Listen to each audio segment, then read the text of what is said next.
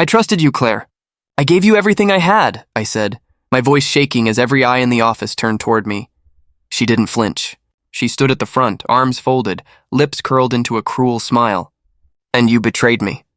Don't stand there acting innocent. You think no one saw what you did? What I did? My chest tightened.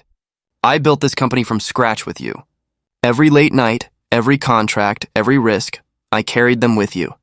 And now you accuse me of betrayal? You sold us out, she snapped. You leaked the deal and you know it. That's a lie. My fists clenched. Why would I destroy the very thing I gave my life to? The room buzzed with whispers. My coworkers shifted in their seats, pretending not to listen while hanging on every word. The humiliation burned through me, hotter than fire. Ask Ethan, Claire said, tilting her head. He saw everything. I turned, and there he was. Ethan, my best friend, my brother, and everything but blood. His eyes wouldn't meet mine. Ethan? My voice cracked. Tell them the truth. He hesitated, jaw tight. Then he looked up, and the lie slid from his mouth like poison. I saw you meeting with their rep. You handed him the folder. My whole body went cold. You know that's not true. I wish it weren't, Ethan said, shaking his head with false sadness. But we all know you've been restless. Maybe you thought you deserved more. I would never, I whispered, staring at him, searching for the friend I once knew. After everything we've been through. Why are you doing this? Claire's laugh cut through the room. Because he's not blinded by loyalty like you are. You thought love and friendship were enough to cover ambition? Wake up, people move on, I looked around. Faces I had known for years turned away. No one stood up. No one spoke for me, so that's it? I asked quietly. You throw me away and they all believe you? Not throw you away, Claire said. Her voice was sharp, final. Fire you. Effective immediately, gasps echoed. My knees weakened, but I forced myself to stay upright. You can't do this, I muttered. I just did, she said coldly. Security will escort you out. You think this makes you strong? I asked, my voice low but firm. You've just proven how weak you are. You couldn't face me honestly, so you stabbed me in the back. Her eyes narrowed. Get out. I looked at Ethan one last time. Why? He didn't answer. He just looked away. The guard touched my arm. I shrugged him off and walked toward the door. My footsteps echoed in the silence. No one dared to stop me. No one dared to speak. At the door, I turned back. My voice trembled, but the words came sharp and clear. One day the truth will come out. And when it does, remember this moment, because I won't. I stepped into the hallway, the heavy door slamming shut behind me. For a moment, the world spun. My chest ached, my stomach knotted, and my throat burned. The place I had called home, the people I had bled for, the love I had believed in, it was all gone. I staggered outside into the sunlight, but it felt like darkness wrapped around me. My phone buzzed with messages I didn't bother to read. My name was already dirt, my reputation shattered. Sitting on the curb, I buried my face in my hands. My heart screamed for answers, for someone to tell me this was a nightmare. But all I had was silence. Why, Ethan? I whispered to myself. Why, Claire? The memory of her smile haunted me, once soft, now sharp as a blade. I thought of Ethan's laugh, once warm, now hollow. I had lost them both, not to death, but to betrayal. I wanted to rage, to fight, to prove my innocence. But all I felt was exhaustion. The security guard's words replayed in my head. You need to leave, sir. Sir, not partner. Not leader. Not friend. Just another stranger cast out. I lifted my head, watching the clouds drift across the sky. Something broke inside me, but something else formed in its place. A vow. I'll never come back, I whispered. Not to this place. Not to these people. Not to her. The words felt heavy, final. But they were mine. I rose to my feet, brushed the dust from my pants, and walked away. Each step hurt, but each step carried me farther from the ruins of the life I once knew. I didn't know where I was going. I didn't know how I would survive. But I knew this, walking away wasn't weakness. It was survival, and one day they would see the cost of what they had done. Name? The man behind the counter asked. Does it matter? I muttered, clutching the worn bag that held everything I still owned. He raised an eyebrow. If you want work here, it does. My name's... I hesitated. Saying it out loud felt strange now, as if I didn't belong to it anymore. Daniel. He scribbled something on a sheet. Daniel, huh? You look like you've been chewed up and spit out. Ever swung a hammer? Plenty of times. Good, you'll do. He extended a rough hand. Harris. Folks call me Mr. Harris. His grip was strong, grounding. For the first time in months, I didn't feel like I was floating away. Later, as I worked on repairing a fence, Mr. Harris walked over, watching me hammer nails into the wood. You work like a man who's running from something, he said. I'm not running, I replied, my voice tight. I'm just not going back. Same thing, son. He leaned on the post. What did you leave behind? Everything. The word slipped out before I could stop it. He nodded slowly, not prying further. Well, everything can be rebuilt. Just takes time and hands willing to bleed. That night, I sat at a small diner staring at an untouched plate. The waitress walked over, her smile gentle. You've been sitting here for an hour and haven't eaten, she said. I'm not hungry, I murmured. Everyone's hungry, she insisted, sliding the plate closer. Eat before it gets cold. I looked up at her. Why do you care? Because you look like you haven't heard kindness in a while. She tilted her head. I'm Sophie. Daniel, I said quietly. Daniel, she repeated as if testing the name. Well, Daniel, people around here notice things. You don't talk much. You carry yourself like someone carrying ghosts. I forced a smile. Maybe I am. Ghosts don't have to win, she replied softly before walking away. Her words lingered longer than the taste of the food. Days blurred into weeks. Work, sleep, silence. Mr. Harris checked on me often. You got skills, Daniel, he said once, handing me new tools. You could make something for yourself here. I don't know who I am anymore, I confessed. Everything I built was taken. He studied me carefully. Then build again. Only this time, build it for you, not for anyone else. I almost laughed, bitter and sharp. You make it sound simple. It isn't, he admitted. But broken men either stay broken or become unbreakable. One evening, Sophie stopped by the workshop with coffee. You always work late, she said, handing me the cup. Work keeps me from thinking, I replied. Thinking's not so bad, she said with a small smile. Unless what you're thinking about is what made you leave. Her words hit like an arrow. How do you know I left something? Because no one comes to this town unless they're running. She sat on a crate. You don't have to tell me, but don't let whatever broke you keep breaking you. I stared at the steaming cup in my hands. What if I can't stop it? You can, she said firmly. You just don't believe it yet. That night, lying on the cot in my small rented room, I replayed their voices. Claire's accusations, Ethan's betrayal, the laughter of those who stayed silent. My fists clenched. Every breath carried the weight of shame. But then Harris's words echoed. Broken men either stay broken or become unbreakable. And Sophie's voice followed. Ghosts don't have to win, I whispered into the dark. One day, I'll rise again. And when I do, they'll remember what they did. For the first time since losing everything, the vow burned steady inside me, not rage, not desperation, but a quiet promise. I closed my eyes and let the silence hold me, not as an enemy, but as a companion. Morning, Daniel, Mr. Harris said, handing me a chisel. You're early again. Work's quieter before the town wakes, I replied. Silence helps me focus. He studied me with those sharp eyes.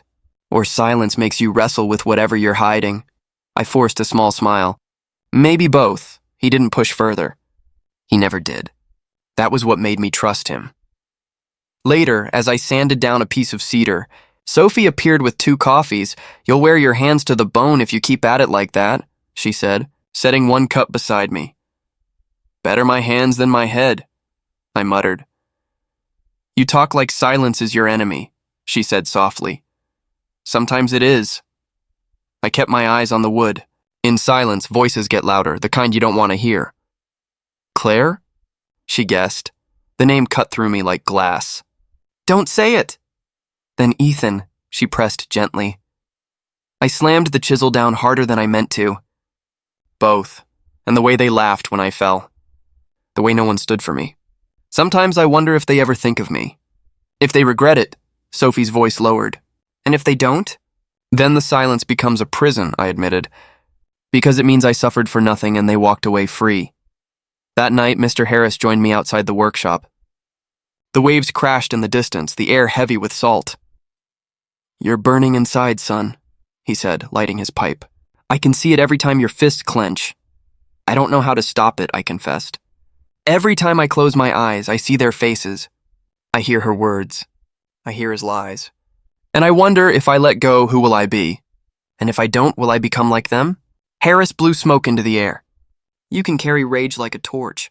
It'll light your way, but it'll burn your hands too. So what's the answer?" I asked. He shrugged. "Only you know. Restraint doesn't mean weakness. Sometimes restraint is the only thing keeping a man from losing himself." The following evening, Sophie found me sitting alone by the docks. "You haven't spoken in hours," she said, sitting beside me. "Silence again," I muttered. "Not all silence is heavy," she replied. "Sometimes silence is where healing starts." I shook my head. "Not for me. For me, silence is where rage grows." "Then talk," she urged. "Say what you've never said out loud." I hesitated, then whispered. I wanted revenge. I wanted to see them ruined, to watch them crawl. But then I asked myself, if I take that path, what will be left of me? Nothing but the same poison they carry. Sophie placed her hand gently on mine. "The fact you're asking that question means you're not like them. You're already stronger." Her words sank deep. I didn't reply, but for the first time, I felt the weight of silence shift. Not gone, not healed, but lighter. Walking home, I clenched my fists again until my knuckles went white. This time, though, I stopped before they bled. I whispered into the night, "I won't be them. Not now, not ever." The rain hammered against the roof that night, steady and relentless. I was carving a frame when the knock came, sharp, desperate. I froze. Hardly anyone came to my house unannounced. Another knock, louder. I opened the door and my breath caught. "Claire?" She stood there drenched, mascara streaked down her face, hair clinging to her skin. Her eyes were hollow, her lips trembling. "I've been searching everywhere for you," she whispered. My chest tightened. "Why?" She stepped forward, voice breaking. "Because I have nothing left. Because I was wrong. Because stop! I raised my hand. You don't get to show up here and spill apologies like spilled wine. Not after what you did." Tears spilled from her eyes as she dropped to her knees in the mud of my yard. "Please, Daniel, please." I don't know where else to go. The sight twisted something inside me. Anger, triumph, confusion, everything tangled at once. "You destroyed me," I hissed. "And now you come crawling?" Her shoulders shook. Ethan left me. Everyone left me. The company is gone. I have nothing. I gritted my teeth. "And that's supposed to be my problem?" "It's not," she choked out. "But you're the only person who ever truly cared for me." I was blind. I was stupid. Stupid? I cut her off. "You didn't just make a mistake, Claire. You gutted me. You let Ethan stand there and lie, and you laughed as I fell. And now you want mercy?" Her head bowed lower. "Yes." For a moment, silence stretched between us, broken only by the storm. From the corner, a voice called out. "Daniel?" I turned. Emily, my neighbor, stood under an umbrella across the fence, staring wide-eyed. "Everything all right?" she asked. I forced a steady breath. "It's fine, Emily. Go inside." Her gaze shifted to Claire, recognition flickering. "That's her, isn't it? The woman you told me about." "Emily," I warned softly. She nodded slowly, retreating. But I knew what she saw would spread like wildfire by morning. I looked down at Claire. Still kneeling, rain soaking her clothes. "Get up," she shook her head. "Not until you listen." "I've already listened enough in my life," I said bitterly. To lies, to promises, to vows that meant nothing. What could you possibly say that would matter now? "That I was wrong," she sobbed. "That you were the only one who stood by me, and I threw it away for ambition. Ethan promised me the world, but he only wanted to take yours. And I let him. And now I see—" "You see nothing," I snapped. "You see your comfort slipping. You see loneliness. That's not regret, it's desperation." Her hands pressed against the wet ground. "Maybe it's both. But it doesn't change the truth. I destroyed the one person who loved me. I can't live with it anymore." My chest burned with conflicting fire. Part of me wanted to drag her inside just to stop her pathetic sobbing. Another part wanted to slam the door and leave her in the rain. "Why here?" I demanded. "Why me after everything?" Because no matter how far I searched, I knew only you could save me.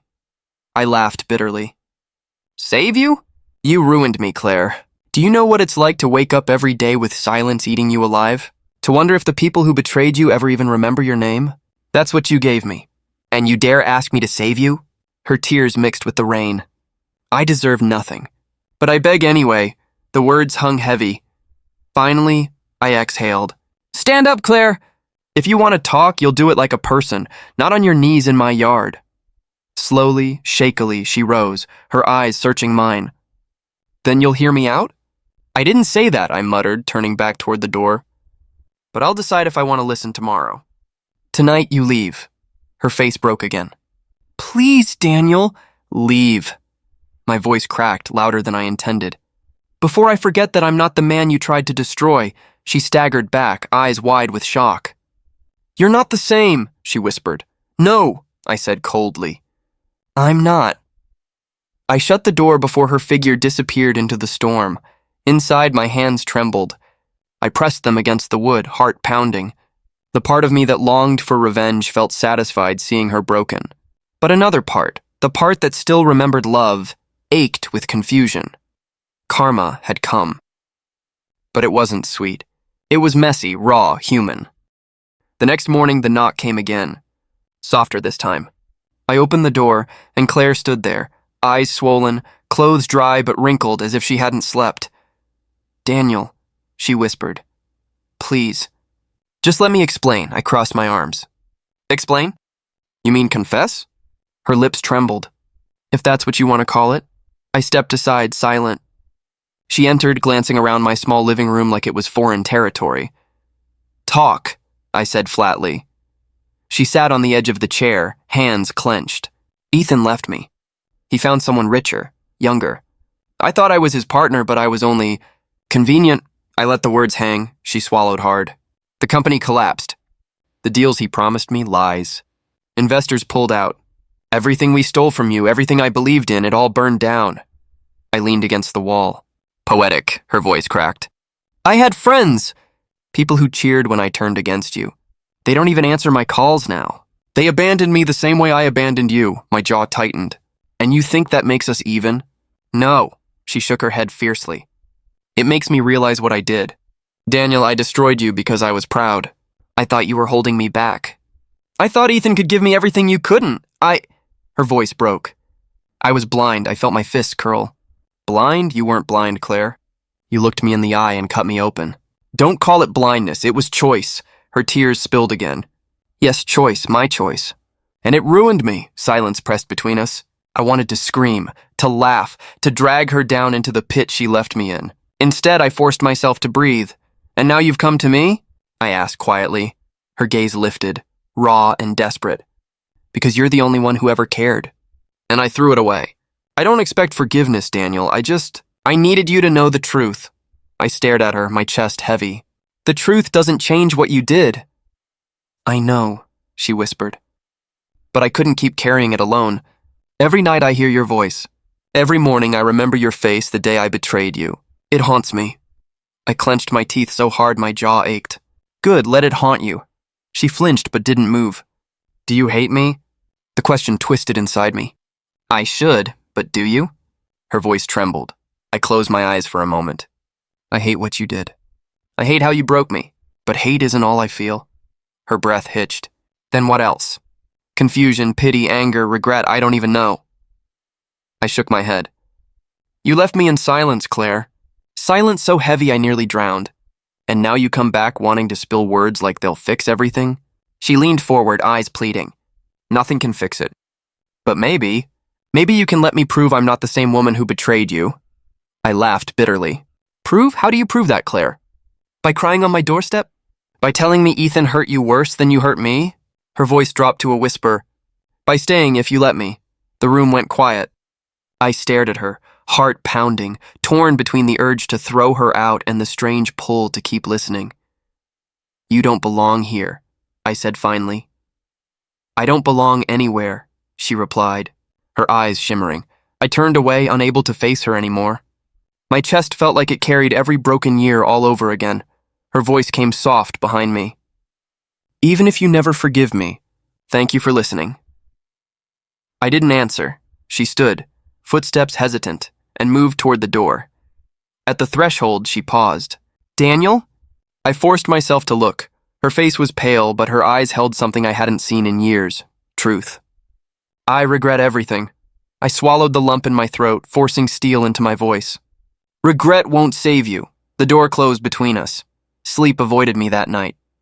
Every time I closed my eyes, her face appeared, tear-streaked, desperate, broken.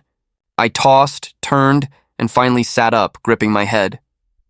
By morning, I found myself staring at my reflection in the mirror. You should hate her, I muttered, but when I stepped outside, there she was again, sitting on the porch steps. Claire, I said sharply. Why are you still here? She looked up slowly.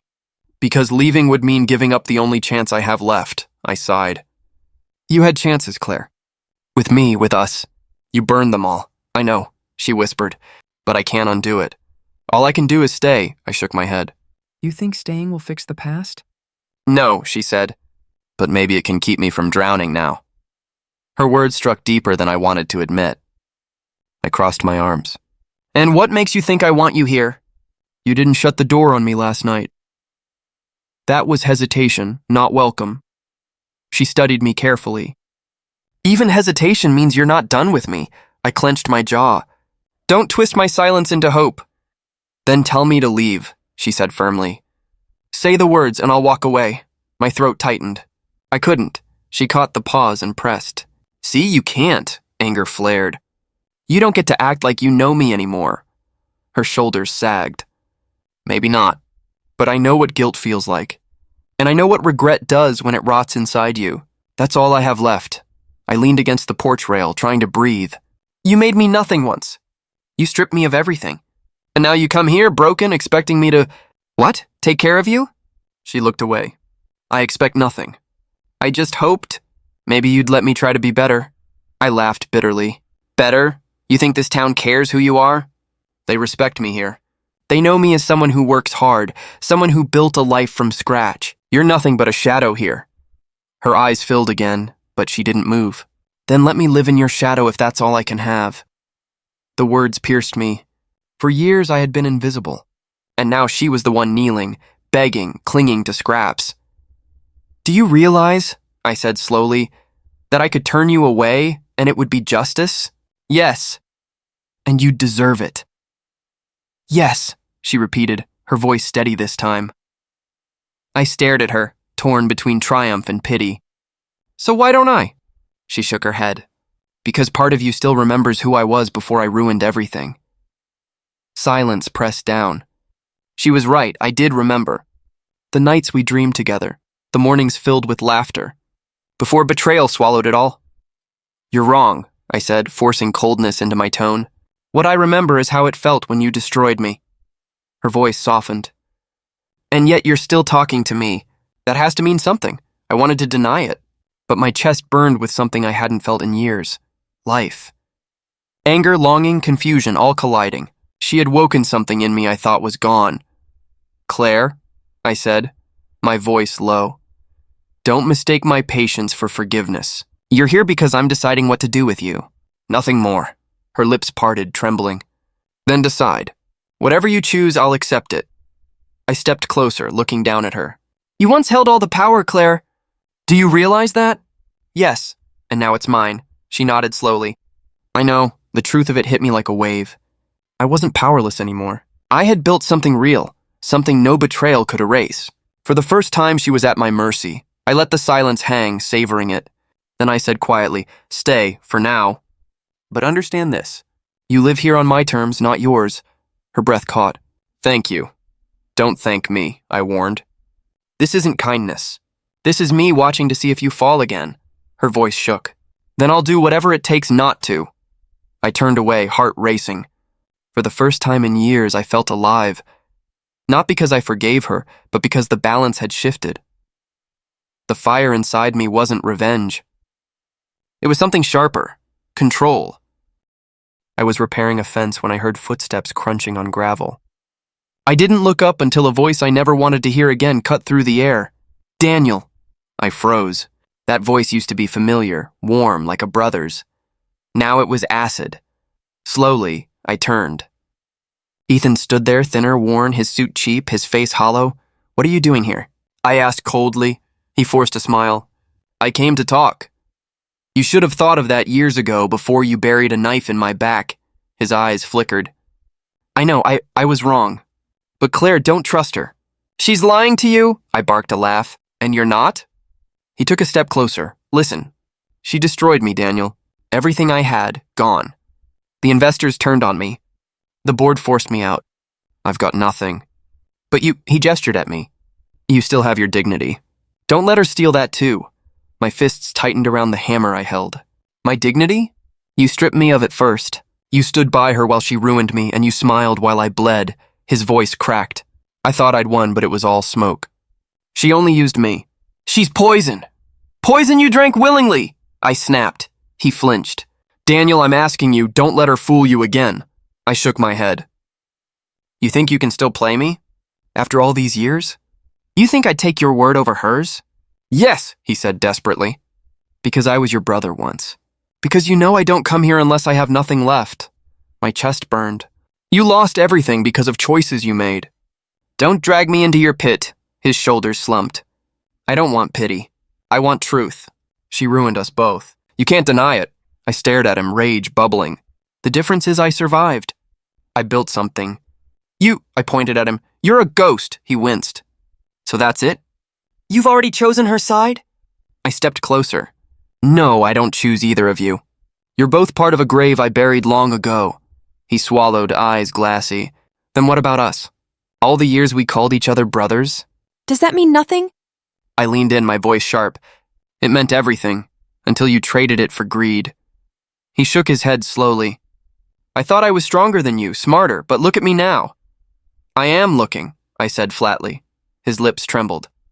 "I've fallen too far. I don't even recognize myself anymore." I let the silence stretch, then said, "You wanted me broken, and now you are." He nodded weakly. "Maybe that's fair," I gritted my teeth.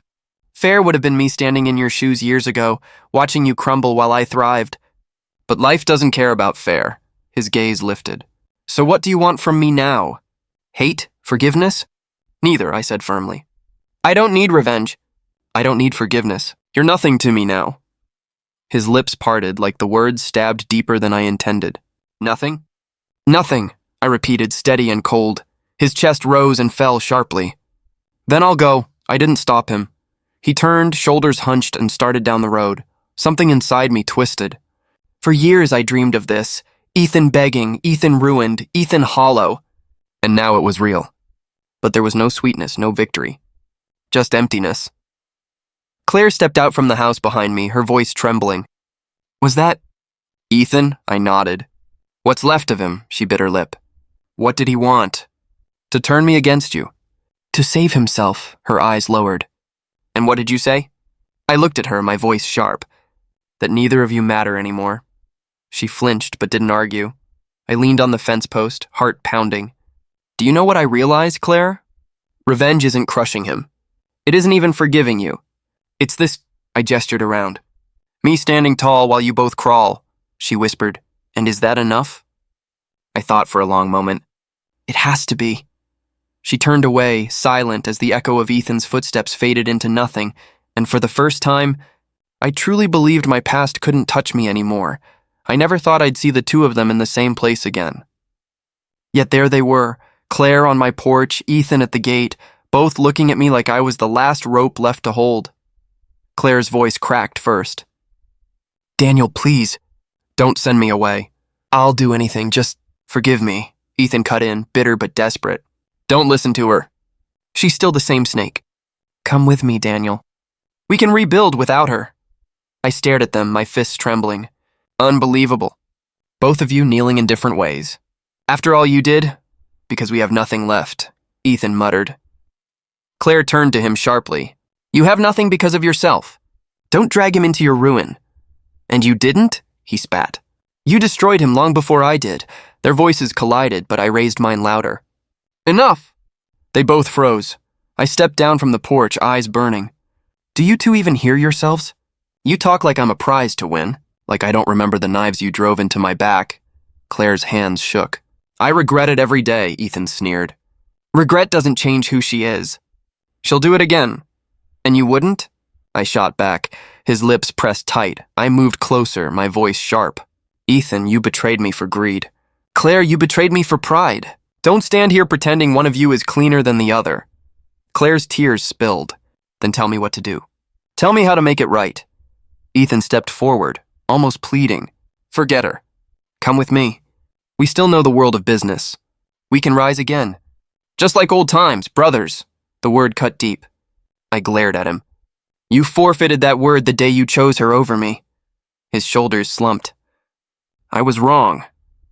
Too late, I said flatly. Claire whispered. And me? Am I too late? I turned to her slowly.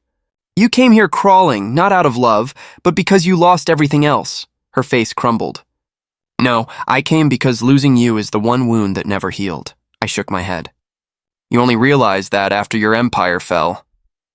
Silence pressed between us, broken only by the rain tapping against the roof. I looked at them both. Ethan's hollow eyes, Claire's trembling hands.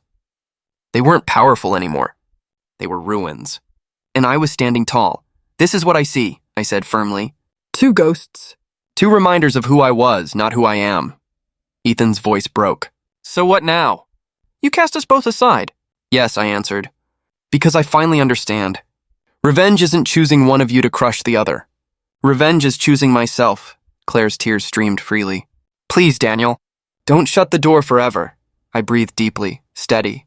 You shut it first, Ethan's jaw clenched. So you'll just walk away? Yes. Coward, he spat. I stepped closer until my eyes locked on his. Coward? No. Cowardice was begging me to trust you while you gutted me. Strength is knowing I don't need to hurt you to win. He turned his head, unable to meet my gaze. Claire reached out, her hand shaking. Daniel, if you walk away, what will happen to me? I swallowed the ache in my chest. That's not my burden anymore. Her hand fell to her lap, lifeless. The weight of years lifted from me as I looked at them both. My voice came steady, clear. You don't own me anymore. Neither of you. I choose me. I choose peace. Ethan's shoulders sagged. Then we're nothing. You made yourselves nothing, I said coldly, Claire whispered, broken. And I lose you forever. I nodded once. Yes! The words sliced through the air like final judgment. For years I dreamed of this moment. I thought it would be fire, rage, triumph. But it was none of those. It was quiet. It was freedom. I turned my back to them, climbed the porch steps, and opened the door. Ethan's voice cracked behind me. Daniel, please, Claire sobbed. Don't go inside. Don't end it like this. I looked over my shoulder one last time. It ended years ago. I'm just finally burying it. Then I shut the door. Their voices faded into silence, and for the first time the ghosts were gone. The rain fell through the night, steady and cold. I didn't sleep. From my window, I watched Claire kneeling in the yard, her hair plastered to her face, her body trembling. Neighbors peeked from behind curtains, whispering. Yet she didn't move. She stayed, as if the earth itself had swallowed her pride. At dawn, I opened the door. My voice carried into the mist. Claire. She lifted her head slowly, her eyes red. I'm not leaving until you hear me. I already heard you, I said. You didn't answer, she whispered. I did, I replied sharply. You just don't like the answer, her lips quivered. Then let me ask again. Please, Daniel. Forgive me. I stepped closer, the wet grass cold beneath my feet. Why? So you can feel better? So you can erase what you did? She shook her head quickly. No, not erase. I know it can't be erased. I want to know I didn't lose you forever. You did, I said firmly. She flinched. Then why are you out here talking to me? I looked at her shivering form. Because I need to end this. Not for you, for me. Her tears mixed with the rain. End it how? By telling you the truth. She leaned forward, desperate. Then tell me. I drew a deep breath. I will never return to who I was. You destroyed him. Her body shook as though the words struck harder than the storm. Daniel. But, I continued, my chest steady for the first time in years, I thank you. Because without that, I wouldn't be who I am now. She gasped, her hands pressing to the mud. You thank me? Yes, I said, my voice calm. You burned me down, and I built myself again. Stronger, wiser, alone, but alive. You don't get credit for my survival, but you do get blame for the scars. That's the truth. Her shoulders collapsed forward, sobs tearing from her throat. I never meant for it to end this way. I thought I was saving myself. And you did, I said coldly. You saved yourself by killing us. That was your choice. She lifted her head, eyes pleading. If I had chosen differently, I cut her off. You didn't, and the past doesn't bend for regret. She covered her face, crying harder. Then what do I do now? That's not my question to answer, I told her. Her hands fell, trembling. But if you walk away now, Daniel, then I truly have nothing. You had everything once, I said, my tone sharp. And you threw it at Ethan's feet. Her jaw tightened at his name. He's gone. He abandoned me. I'm alone. Good, I replied. Now you know what I felt. Her sobs quieted into ragged breaths. So this is it. You'll just leave me here? No, I said. You'll leave yourself here. When you stand up, when you walk away, that's on you. I won't carry you anymore. Her eyes filled again. Daniel, please, just one chance. I shook my head slowly. I gave you all my chances years ago. This is only the echo of what's left. The wind pushed the rain sideways, and for a moment she looked less like the woman I once loved and more like a shadow collapsing into the dirt. I turned toward the house. She cried out behind me, Do you hate me? I paused. My answer came steady. No, hate would mean you still matter. What I feel is nothing, and nothing is worse. Her sob caught in her throat. I climbed the steps, opened the door, and looked back one final time. She was still kneeling, still trembling, still broken. But she was no longer mine to hold, no longer mine to save. My tears dried years ago, I said softly. Yours will have to do the same. Then I closed the door. Inside, silence met me. Silence and closure. The sun was barely rising when I stepped outside. Claire was still in the yard, broken. Ethan stood farther down the road, waiting, his arms crossed, his face pale with hunger and defeat. He called first. Daniel, don't walk away. We can fix this together, I shook my head. There's nothing to fix. The damage was done years ago. Claire's voice cracked. Daniel, please. Don't leave me like this. I looked between them, the two ghosts of my past. You left me long before I ever left you, Ethan stepped forward. We were brothers. Don't pretend that doesn't matter. Brothers? I laughed bitterly. A brother doesn't stab the other to climb higher. You killed that word when you sold me out. His face tightened. I was desperate. You don't know what it's like to lose everything, I pointed at him. You're standing here begging because you do know, and it still doesn't excuse what you did. Claire reached out from the ground, her hand trembling. I made mistakes too. I thought I was strong, but I was selfish. I lost myself. I lost you. Please, just give me a chance to make it right. I looked at her hand, muddy and shaking, but I didn't take it. You don't get to decide when it's right. You already chose when it was wrong. Her tears spilled freely. Then what do you want from me? Nothing, I said simply. The words seemed to hollow the air. Ethan's voice sharpened. You think you're better than us now? You think because you built some little life here, you're above everything we had? I don't think it, I answered. I know it. Because I found peace without you. That's something neither of you ever learned. Claire sobbed harder. Peace without me? Is that all I am to you, a mistake? Yes, I said coldly. A mistake I survived, Ethan growled, stepping closer. You're still angry. You say you don't need revenge, but I can see it in your eyes. You see what you want to see, I told him. What I see is two people who once had everything and lost it because greed mattered more than loyalty. I'm not angry anymore. I'm free. Claire's voice fell to a whisper. Free, without me, I nodded. Exactly, Ethan clenched his fists. So that's it? You'll just walk away? Yes, he sneered. Coward! No, I said, stepping past him.